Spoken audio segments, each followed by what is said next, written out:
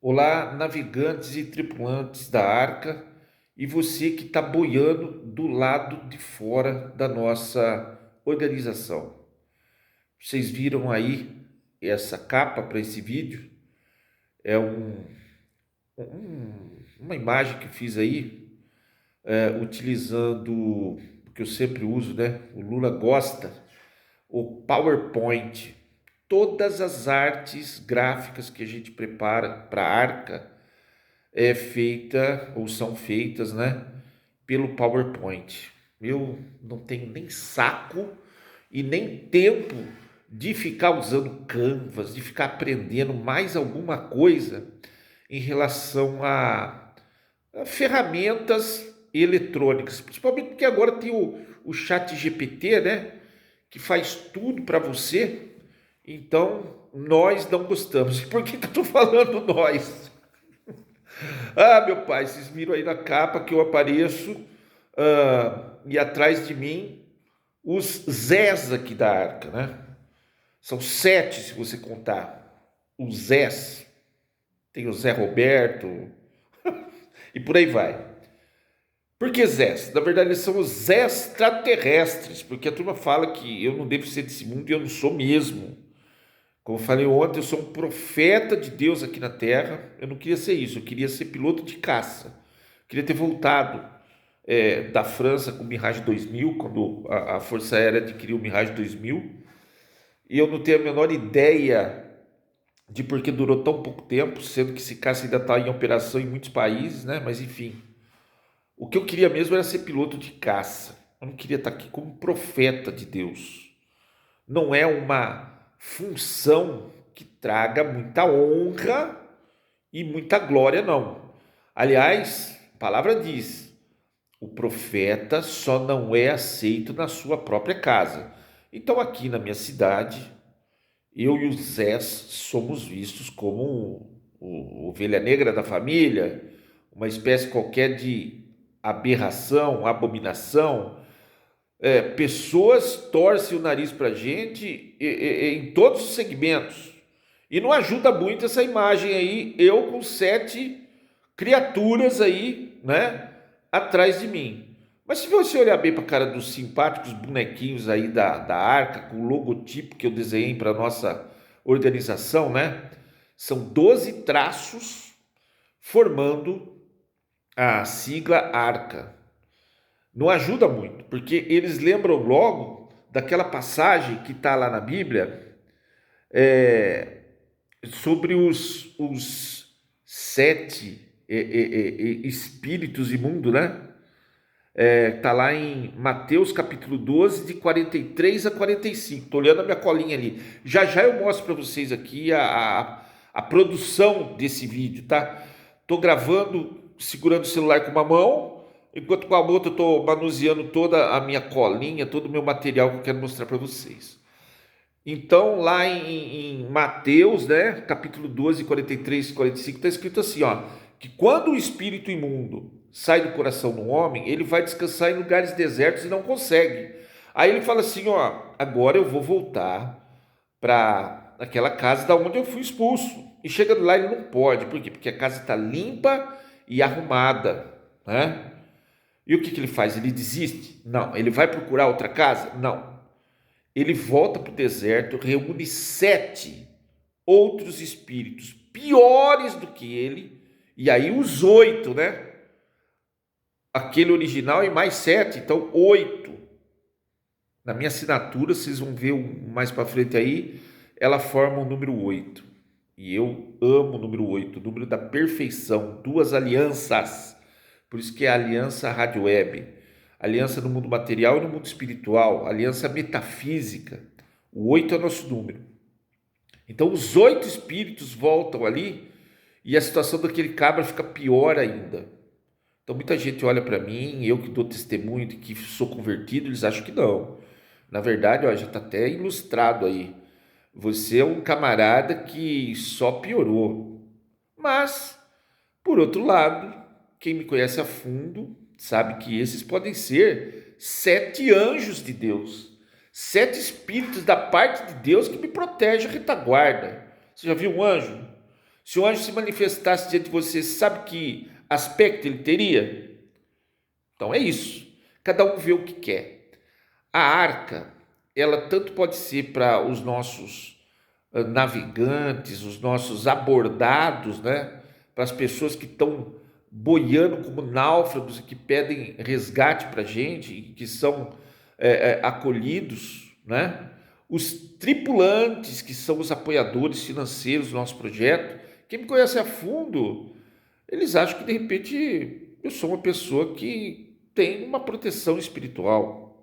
Não é isso? Cada um vê o que quer. E a arca pode ser o baú do tesouro, como pode ser também a caixa de Pandora. Depende a porta que entra, a tampa que abre, né?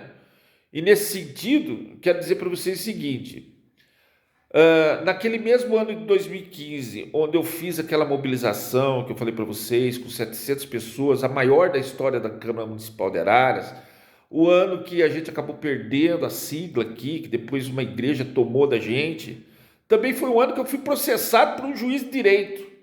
Eu fazendo um desabafo das redes sociais, no Facebook na época, sobre por que eu não conseguia processar a faculdade de Direito, que é da família do Orestes Quércia, ex-governador aqui de São Paulo, a UNAR aqui de Araras, dona Terezinha Ulson, família Ulson.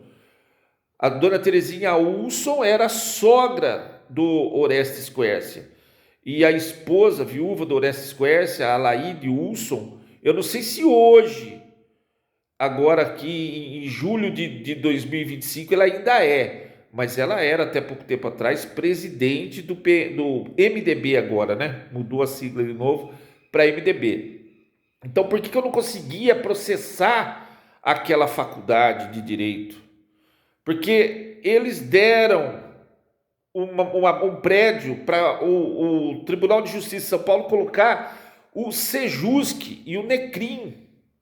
Sejusc, Centro de Solução de Conflitos, lá, pequenas causas, enfim, conciliação.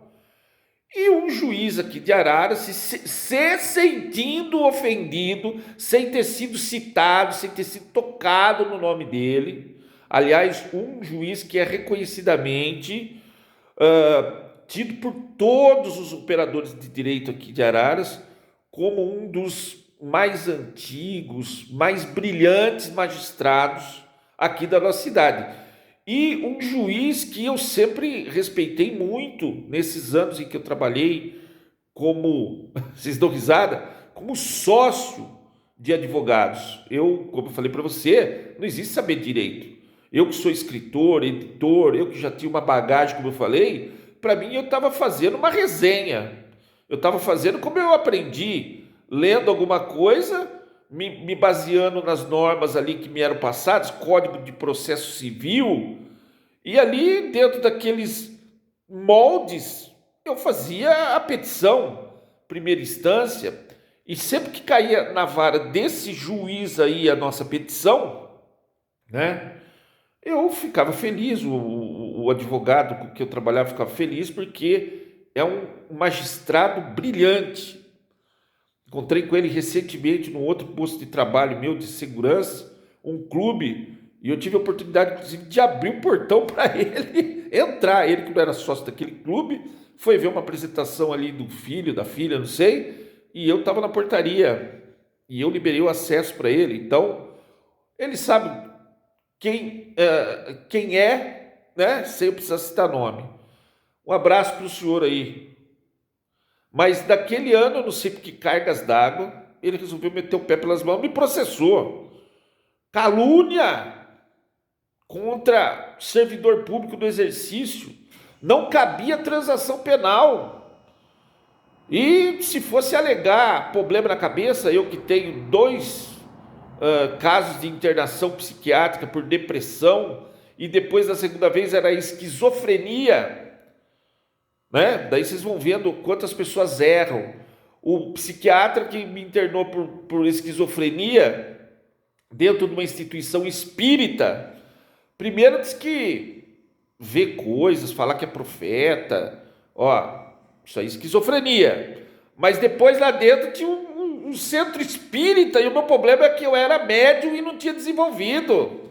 E o diretor da clínica era o diretor do centro espírita lá, da mesa branca. Então meu problema não ia resolver com aquela carga de remédio, ia resolver indo lá, sentar na mesa para desenvolver a mediunidade. Então, pelo amor de Deus, gente, quem que é o louco, afinal de contas? Mas enfim, como as pessoas erram, né? Então, fui processado e se eu fosse alegar qualquer histórico psiquiátrico para parar o processo penal e já se aplicar alguma medida de segurança em substituição a uma sentença no final do processo, eu deveria alegar aí. Eu falei, não, eu vou me defender. Que isso? É absurdo, eu não falei o nome desse magistrado. O que aconteceu? Passaram-se 2 anos. 2 anos. E olha que reviravolta. No dia da audiência, eu esfreguei diante das câmeras dali que estavam gravando, e esse curto vídeo ainda está aqui no meu canal do YouTube, eu pincei da gravação lá da audiência, o jornal Tribuna do Povo da nossa cidade, que tinha saído naquela semana. E o que aconteceu? O pai do prefeito, Pedrinho Eliseu, que está aí respondendo vários processos aí na justiça pela sua gestão, junto com um monte de advogado, camarada dele aí, que está envolvido em um monte de processos, tá? Agora, em 2025. O pai do Pedrinho Eliseu, que era o presidente da Câmara Municipal de Araras, eu não sei também o que deu nele, que ele exonerou o chefe de gabinete, justamente do meu xará lá, do Marcelo de Oliveira. Ele exonerou o cara, por quê? Porque ele estava recebendo o salário da Câmara Municipal de Araras, um salário gordo, mas não cumpria expediente da Câmara. Ele trabalhava lá no Sejusc, na faculdade de Direito, junto com esse juiz que me processou. Aí já era realmente uma prova a mais para mim, uma novidade dos autos. Adivinha o que aconteceu? O Ministério Público foi lá e falou assim, compulsando os autos, nós vimos que não foi oferecido a transação penal para o réu. Vocês falaram que não cabia a transação penal, olha o renal. Falaram que não cabia a transação penal 2 anos antes. Como é que agora, compulsando os autos, descobriram que não cabia? Que não foi oferecido, não foi ofertado? Aí eu fiz o acordo. Depois, o doutor Benedito Campos, com quem eu trabalhava, ex-presidente da OAB, ex-deputado estadual, ele que é também ex-batalhão de guarda presidencial do Exército lá em Campinas, o doutor Benedito Campos ouviu do doutor Marcos, do Ministério Público, a seguinte frase: a minha promotora aí achou o seu estagiário um tanto arrogante. Eu brinco, eu falo assim, ó, ele falou que eu era meio louco, e o doutor Benedito respondeu, meio louco não, louco e meio, internação ele tem 2, mas não por ser burro, porque foram mexer com o moleque, né? Então essas foram as conversas de bastidores que eu gosto de usar com licença poética, tá? Para ilustrar essa questão toda. Então, gente, a arca é isso, e eu sou um profeta de Deus e eu creio em Jesus Cristo como nosso advogado. Lá em 1 João, capítulo 2, já no verso 1, está escrito assim, ó, filhinhos, não pequeis. E a gente peca muito. Eu peco todo santo dia. Pequei ontem quando eu usei aí da minha bipolaridade para extravasar minha frustração com o povo brasileiro. E no finalzinho agora eu já vou falar qual é o foco desse vídeo, não é contar história não. O foco desse vídeo é a continuação do vídeo de ontem, tá? Sobre o povo acordar. Então eu peco a toda hora. Mas lá está escrito assim, ó, filhinhos não pequeis. Primeira carta de João, capítulo 2, logo no primeiro versículo, filhinhos não pequeis. Mas se pecar, nós temos um advogado, que é Jesus Cristo. Então, os católicos têm mania de falar que Maria é nossa advogada. Não é. O advogado é Jesus. Se você olhar a composição do judiciário tríplice formação do judiciário é muito parecido com a formação da justiça divina. Nós temos a figura do advogado que aqui na terra ele exerce a função de Cristo, nosso advogado. É ele que nos defende perante Deus. De quem? Do Ministério Público. O acusador, olha só, acusador, ele que monta a acusação, baseado no que você faz, que é Lúcifer. Eu não estou chamando o promotor de Lúcifer, mas a função do Ministério Público é acusar, e às vezes acusar o inocente, que nem foi no meu caso. Desceram tomar café de mão dada lá, o promotor e o juiz, monta aí para mim uma denúncia, que o rapaz, ele falou lá tal coisa, eu me senti ofendidinho, então agora eu quero que você monte uma denúncia aí e fala que ele me caluniou. Então quem é o acusador? No Ministério da Justiça Divina, né? na Justiça Divina, nessa trindade, a função de acusador é de Lúcifer. E o juiz, é claro, o juiz é Deus. E aqui na terra, os juízes se sentem Deus, né? Até um abraço aí pro Lulu Boca de Veludo, pro ministro sinistro Barroso. Perdeu, mané! A sua filha tem que fazer as malas, fechar o escritorinho dela, parar a faculdade e voltar aqui para Banânia, porque senão ela vai parar lá naquela prisão lá em El Salvador e vai ser deportada. Perdeu, mané! Luiz Barroso, que se acha Deus, está vendo que você é um bosta! Entendeu? Olha eu pecando de novo. Olha eu tendo que pedir perdão de novo para Deus. Então ali, meu irmão, é isso. Jesus é o nosso advogado. E foi isso que aconteceu. Eu fiz um acordinho lá e já era. Por isso que eu não ouso ser advogado. Advogado é a profissão de Jesus. Eu sou estagiário de Cristo. Eu sou um profetinha aqui, que tenho que cumprir minha missão. Eu vou virar a câmera aqui, e nem vou virar a ferramenta, eu vou virar aqui direto à mesa, As abordagens da Arca, março de 2023, informativo impresso que a gente imprime e vende, aqui, meu primeiro livro, Revolução Já, folhetos da Arca, do clube, minha colinha. Eu que estou trabalhando hoje aqui como estou, né? Eu não sou, eu estou como, sei lá como é a nomenclatura hoje do Ministério do Trabalho, se eu sou vigilante, guarda patrimonial, não sei o que eu sou. Mas o que você pode esperar de um veterano da Força Aérea com 4 anos de serviço ativo no batalhão de infantaria, né? E depois da parte administrativa, que cursou direito, entre muitas outras qualificações que eu fiz, mecatrônica, piloto de avião, fiz o teórico todo no Aeroclube de Araras, fui diretor social do Aeroclube. O que você pode esperar de alguém que não se encaixa, não se encaixa? Estou eu aqui com 55 anos de idade, editor da rádio, e para fazer uma grana extra, já que eu não tenho lei Rouanet para o meu livro, já que eu não tenho nenhum incentivo do governo, nenhuma verba, e eu que não gosto de usar rede social comercialmente, com robô, com algoritmo pedindo se inscreva no meu canal. Se inscreva se você quiser, se não quiser passar bem, continue boiando. Tem muita gente que não me entende pelo seguinte: a Arca é um veículo metafísico de navegação. Aqui a gente não tem ouvinte, aqui a gente tem navegante. Ouvinte é de radiodifusora, que você só escuta. Na internet, você navega na internet, né? Você navega, e nós navegamos em profundidade. Nosso ícone é um submarino. Então, é difícil às vezes as pessoas ficam boiando, porque bosta não afunda. Tem muita gente que tem dificuldade, quer ser superficial. E se tem uma coisa que a gente não suporta, é pessoas superficiais. Não é isso? Então, vamos para o foco desse vídeo. Estava conversando com um dos navegantes da rádio, o meu irmão caminhoneiro Baruque, lá da região metropolitana de Ribeirão Preto, e ele me mandou uns áudios aí falando que tem conversado com os caminhoneiros, está se falando de uma paralisação dos caminhoneiros no Brasil, mas dessa vez os caminhoneiros só vão parar se o povo parar. Então é isso, meu povo, é aquilo que nós falamos: para de colocar um homem em cima dos ombros e elegê-lo como Messias. Porque você viu o que acontece com o Messias, está com tornozeleira eletrônica.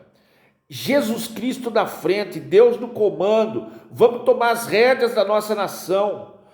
Aqui a desobediência civil. Antes da gente começar uma guerra civil, temos a desobediência civil. Esse governo tem que ser morto de sede, de fome. A teta tem que secar, o carrapato tem que morrer, porque o sangue vai parar de circular, parar de recolher imposto, paralisar uns 30 dias essa nação. Esses parasitas morrem de fome. Então a hora é de parar tudo. Os caminhoneiros não vão rodar se o povo aderir, mas não adianta nada os caminhoneiros parar e você ir amanhã sustentar esse regime maldito e comunista com o dinheiro do seu trabalho e do seu imposto. Paralisação. Então é isso, ó, o vídeo já ficou com 20 minutos, falando direto, sem corte, sem produção, sem maquiagem, sem fazer a barba, sem edição. E até a próxima abordagem aqui da Arca. Segue o baile.